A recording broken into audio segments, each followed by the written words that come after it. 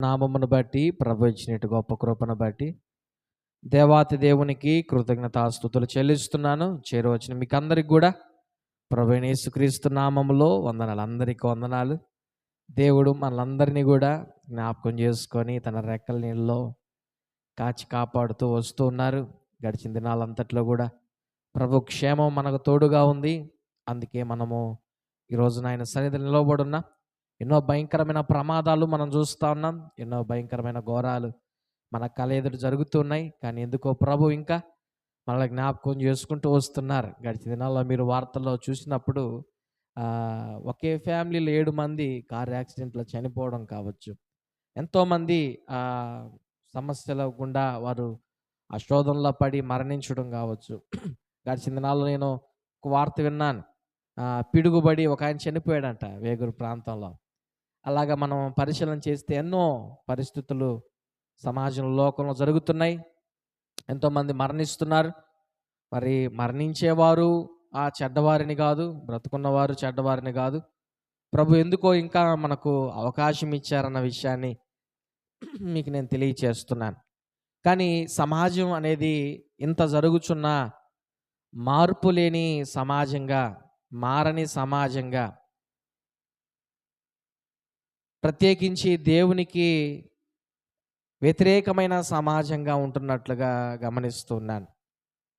సరే, లోకమంతా దేవునికి ఇష్టంగా జీవించకపోయినా క్రైస్తవ సమాజం ఎలాగుంది, దేవునికి ఇష్టకరంగా ఉందా లేదా నచ్చని విధంగా వ్యతిరేకంగా ఉందా అన్నది మనం గమనించాలి. రోజున క్రైస్తవులే దేవునికి వ్యతిరేకంగా ఉన్నట్లుగా మనం గమనిస్తూ ఉన్నాం.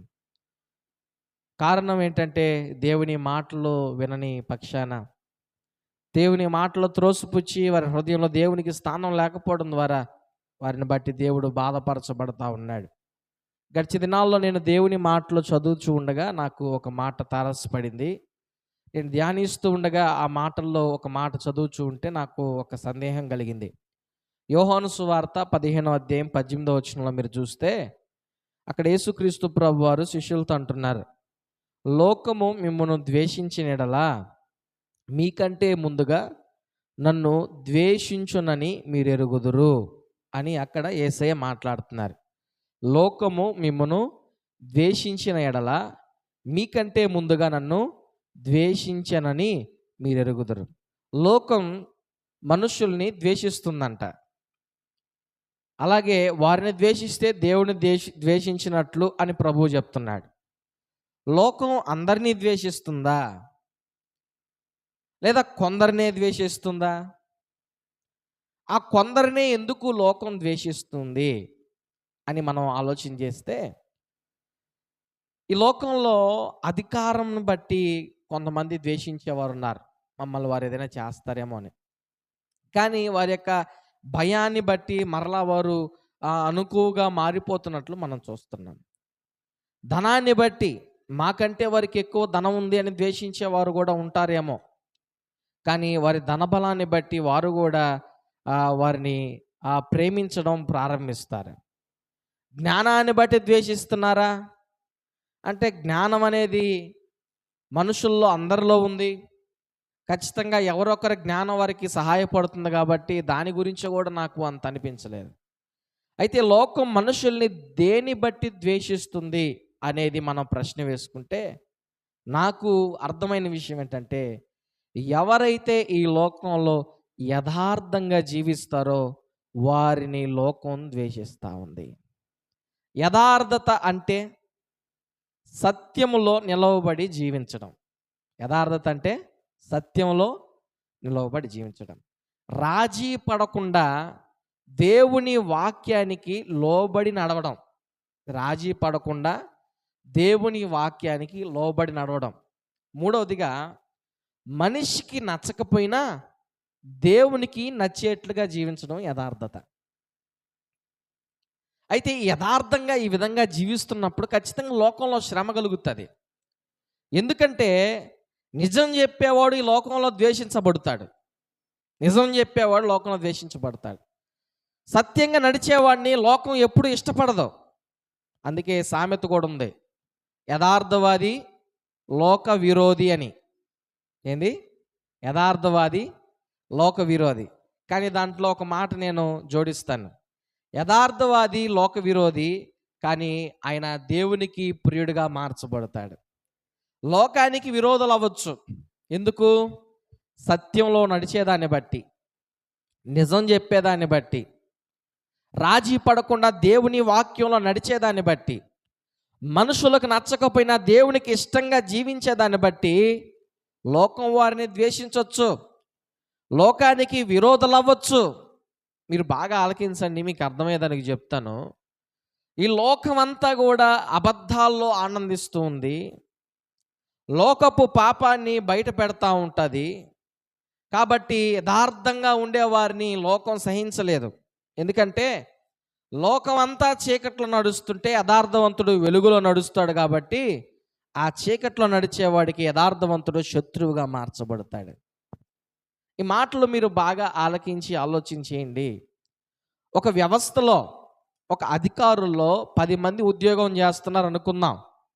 ఆ 10 మందిలో 9 మంది లంచం తీసుకుంటా, ఒక్క వ్యక్తి మాత్రం నాకు లంచం వద్దు, నాకు ఆ పాపపు డబ్బు వద్దు, నాకు వచ్చే జీతం చాలు, నాకు అది అవసరం లేదు అని ఆ ఒక్కడే లంచం తీసుకోకపోతే ఆ 9 మందికి ఒక్క వ్యక్తి ఎలా కనిపిస్తాడు?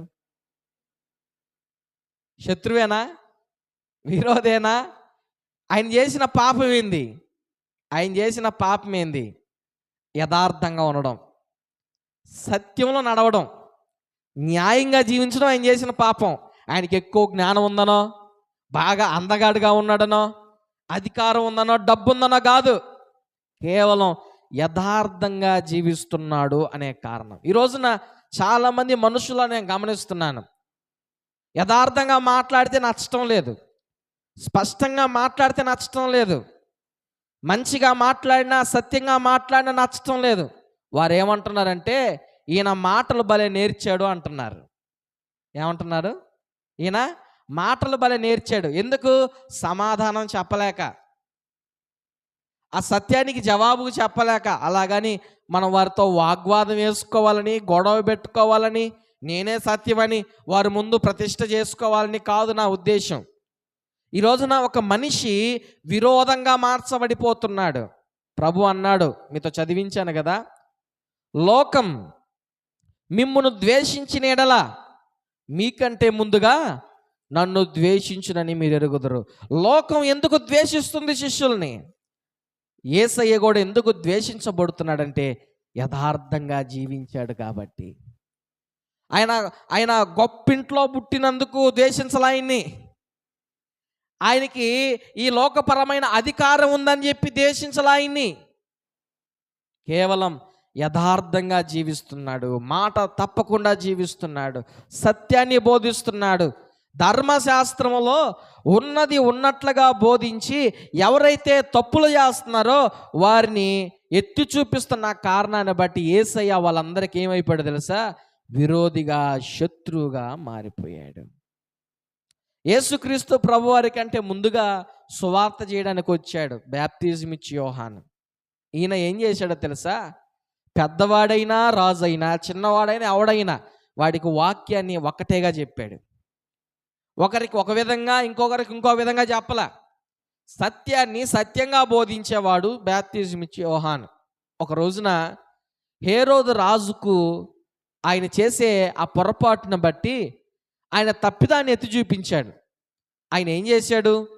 తన సోదరుని భార్యను అక్రమంగా, చట్ట వ్యతిరేకంగా వివాహం చేసుకుంటే ఆ యోహాను ఏం చేశాడు? బహిరంగంగా దేవుని చట్ట విరుద్ధంగా నువ్వు చేసిన తప్పు అది సరైంది కాదు, నువ్వు పొరపాటు చేసావని యోహాను రాజుతో, హేరోతో చెప్పినందుకు ఆ యోహాను హేరోదుకి శత్రువు అయిపోయాడు. ఆ మాట చెప్పిన దాన్ని బట్టి చెరసాల్లో వేయబడ్డాడు. చెరసాల్లో వేయబడిన తర్వాత కొన్ని రోజులకు చంపబడినట్లుగా మనం వాక్యంలో చూస్తాం. ఈ యోహాను చేసిన తప్పేంది? యోహాను చేసిన తప్పేంది చెప్పండి? యోహాను చేసిన తప్పేంది? ఉన్నది ఉన్నట్లుగా చెప్పడం, సత్యాన్ని బోధించడం. ఒక మంచి మార్గాన్ని ప్రజలకు తెలియచేయడమే ఆయన చేసిన తప్పు. ఎవరిని మోసం చేయాలా, ఎవరి స్థలాలు దౌర్జన్యం చేసుకోవాలా, ఎవరిని అక్రమంగా బాధ పెట్టలా, లేదా ఎవరి మీద అబద్ధ సాక్ష్యాలు పలకలా. ఆయన చేసిన తప్పేమి లేదు. ఆయన తప్పును ఎత్తి చూపించి ఈ విధంగా దేవునికి వ్యతిరేకంగా చేయకూడదు అంటే ఒకటే, ఆయనకి తెలిసింది కూడా కదా అని చెప్పింది. దేవుని చట్టాన్ని వారి ముందు పెట్టాడు. హల్లెలూయా. దేవుని చట్టాన్ని వారు ముందు పెడితే ఈ యోహాను వారికి శత్రువు అయిపోయాడు.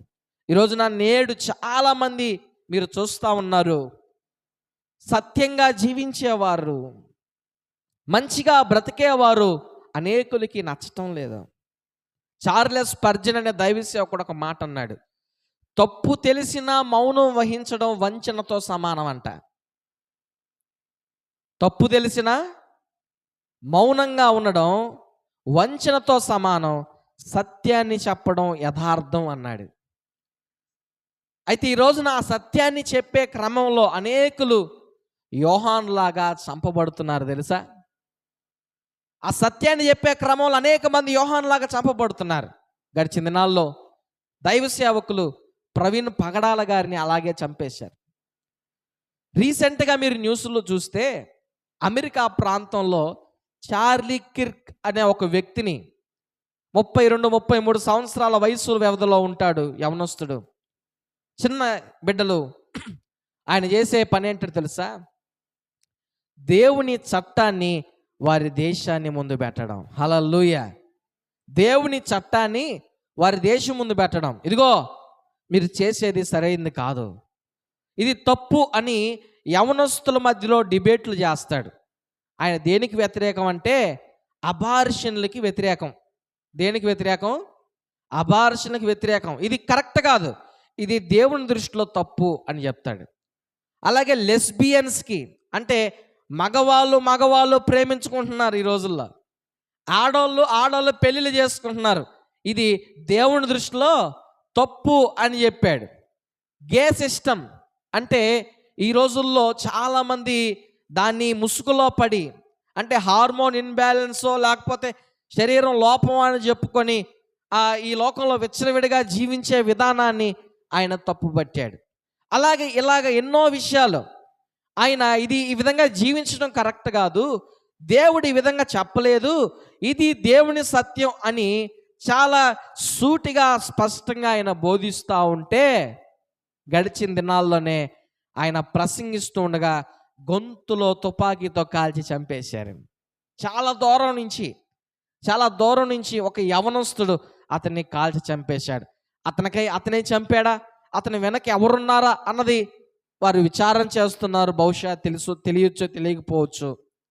అయితే ఏదేమైనప్పటికీ కూడా సత్యాన్ని బోధించేవారు, యథార్థంగా జీవించేవారు ఈ లోకానికి విరోధులుగా, శత్రువులుగా పరిగణించబడుతున్నారు. అంతేకాదు, మార్టిన్ లూథర్ కింగ్ అనే ఒక వ్యక్తి ఉన్నాడు. ఆయన ఒక మంచి విప్లవకారుడు అని చెప్పుకోవచ్చు. ఆయనకి ఎన్నో ఆలోచనలు, ఆశలు ఉండొచ్చు, కానీ వాటన్నిటిని కూడా ఆయన ప్రక్కన పెట్టి న్యాయ సమానత్వం కోసం, జాతి హక్కుల కోసం మాట్లాడినందుకు 1968వ సంవత్సరంలో హంతకుడిని చంపేశారు. ఆయన ఏం చేశాడో తెలుసా, జాతి సమాన హక్కుల కోసం పోరాడాడు. అంటే మన భారతదేశంలో కులాల మధ్య ఏ విధంగా అయితే ఆ యొక్క కొంచెం చిన్న పెద్ద తేడా ఉందో, ఆ అమెరికా ప్రాంతంలో కూడా తెల్లవాళ్ళు నల్లవాళ్ళు అనే జాతి భేదం ఉంది.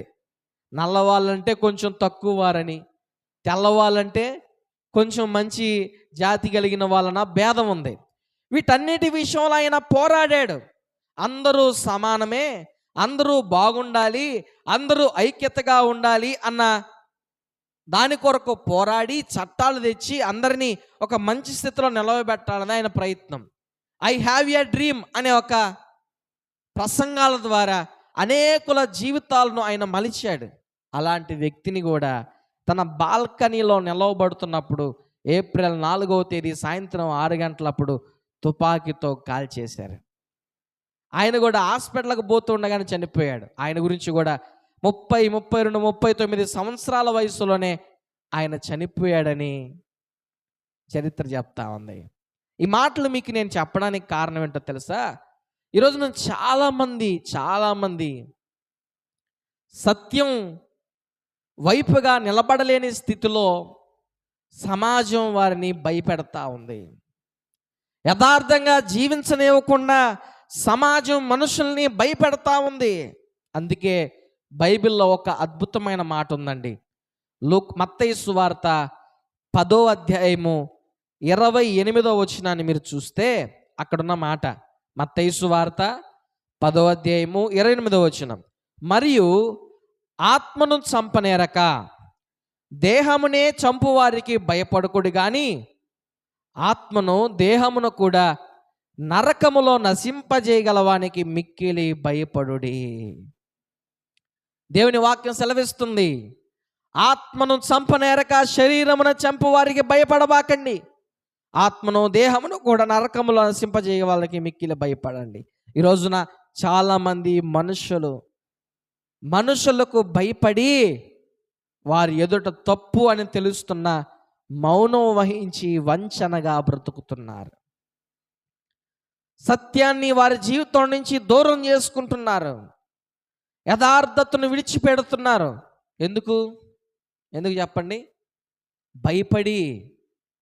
భయపడి.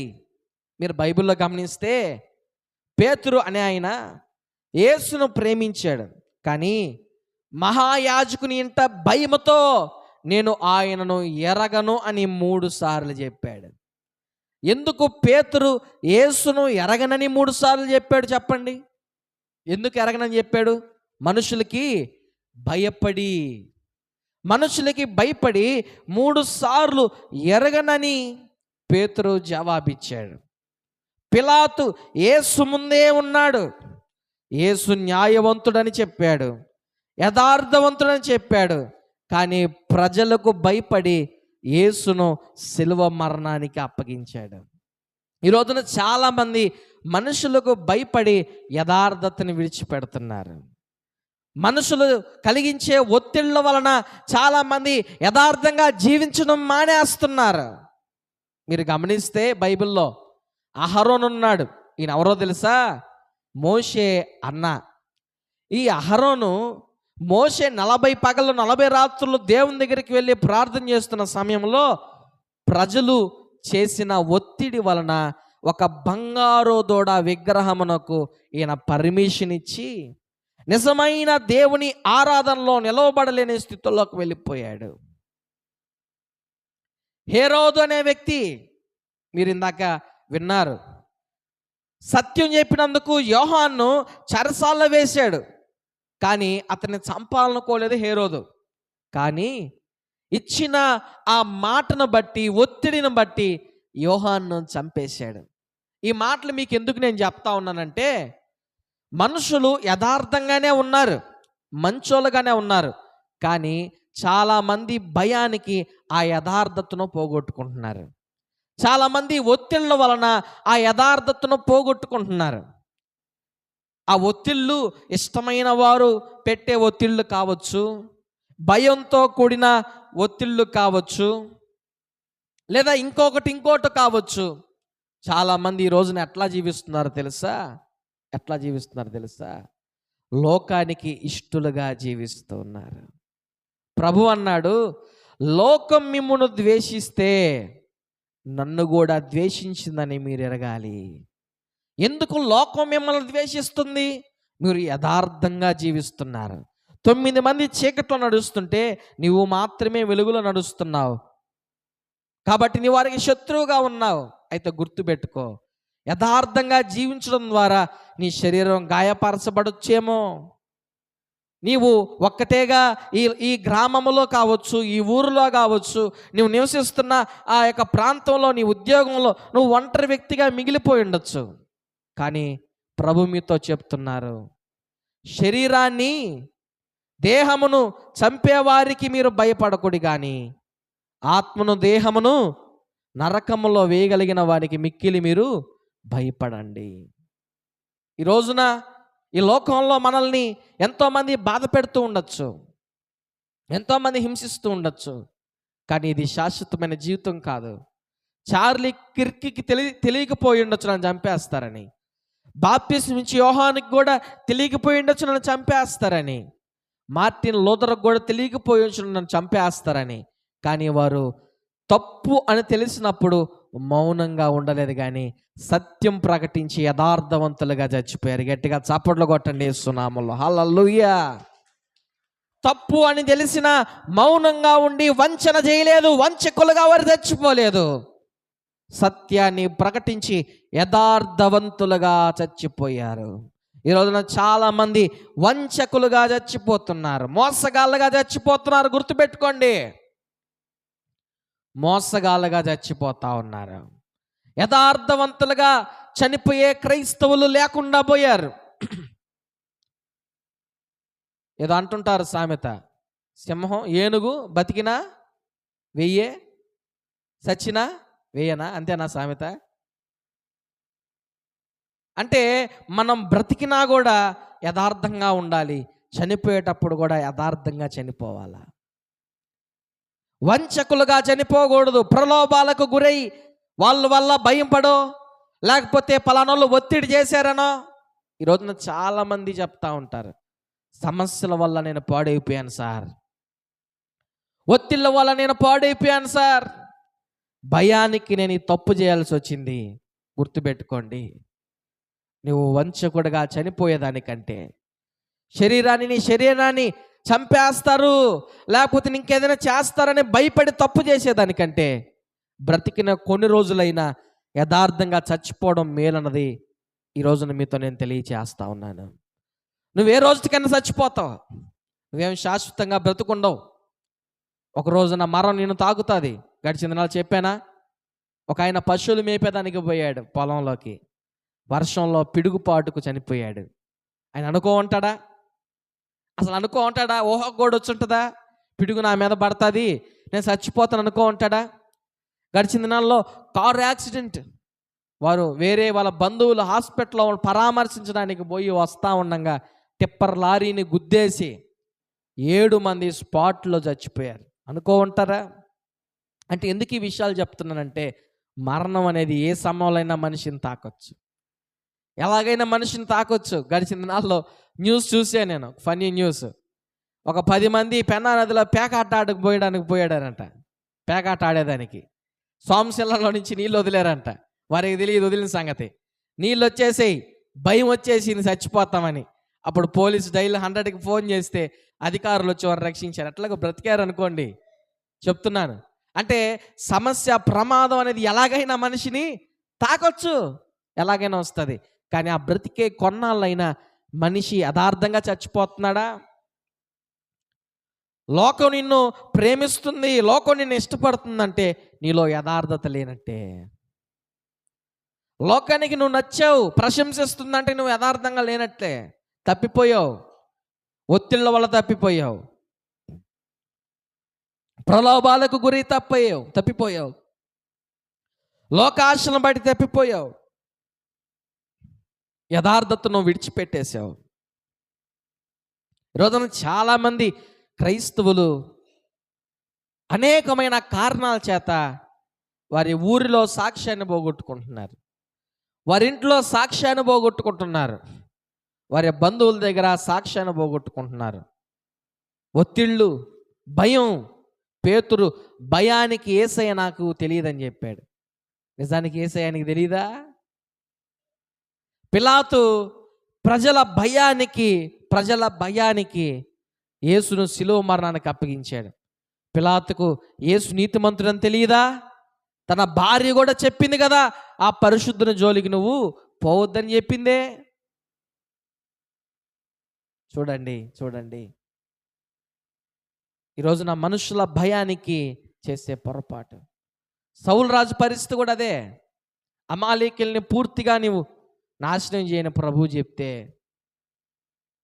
ప్రజల మాటలను బట్టి, ఆ ఒత్తిడిని బట్టి, ప్రజల ఒత్తిడిని బట్టి సౌలు రాజు కూడా యథార్థంగా జీవించలేనట్లుగా బైబిల్ చెప్తా ఉంది. నా ప్రియమైన సహోదరి సహోదరులారా, మనుషులు ఒత్తిడి చేశారనో, మనుషులు భయపెట్టారనో నీ యథార్థతను పోగొట్టుకొని వంచకుడుగా చనిపోతున్నావే, వంచకుడుగా ఈ లోకంలో మిగిలిపోతున్నావే, గుర్తుపెట్టుకో. అంతకంటే ఈ లోకంలో భయంకరమైన శాపం ఇంకోటి లేదు, అంతకంటే భయంకరమైన సమస్య ఇంకోటి లేదు. నా ప్రియమైన సహోదరి సహోదరులారా, ఈ ఉదయకాల సమయంలో ప్రభు మీతో మాట్లాడుతున్న మాటను ఒకసారి ఆలోచించేసి, దేవుని యొక్క మాట మీరు విని ఉండగా, ఒకవేళ లోకం మిమ్మల్ని ద్వేషిస్తే, లోకం మిమ్మల్ని బాధ పెడితే మీరు భయపడబాకండి. దాని గురించి దిగులు పడద్దు. మీ యథార్థతను పోగొట్టుకోవద్దు. యథార్థంగా జీవించండి.